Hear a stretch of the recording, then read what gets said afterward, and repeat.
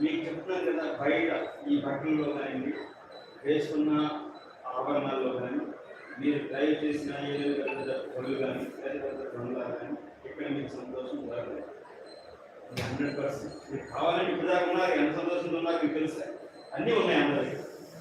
మీరు ఎంత సంతోషంగా ఉన్నారు ఒకసారి ఆలోచన. అవన్నీ ఉన్నాయి, ఉన్నారా మీకు సంతోషం? సంతోషం ఒకటి ఏంటంటే వీటన్నింటినీ వదిలేసి మౌనం చేసి, మౌనం అంటే మీరు ఇలా కూర్చొని చేయడమే కాదు, మీరు బయట పనిచేస్తూ కూడా మీరు మౌనం చేయగలరు. ఆ మౌనమే యోగా మౌనం. అది మౌనం కాదు. ఇలా ఉన్నప్పుడు మౌనమే, కాకపోతే పనిచేస్తూ కూడా ఈ మౌనం ఇప్పుడు ఏంటంటే అలవాటు చేసుకోవడానికి ఈ పద్ధతి. అలవాటు చేసుకున్న తర్వాత రోజంతా మౌనం చేయగలగాలి. ఆ మౌనం మీన్స్ ఏంటంటే ఆనందాన్ని పొందడం. మౌనం అంటే నోరు బంద్ చేసుకుని ఉండడం కాదు, లోపల ఆనందాన్ని పొందడం మౌనం. మీరు ప్రశాంతంగా ఉంటూ లేని ఆలోచనలు లేని మాట్లాడకుండా మీకు మీరుగా ప్రశాంతతని ఆనందాన్ని పొందుతూ ఆనందిస్తూ ఉండడమే మౌనం.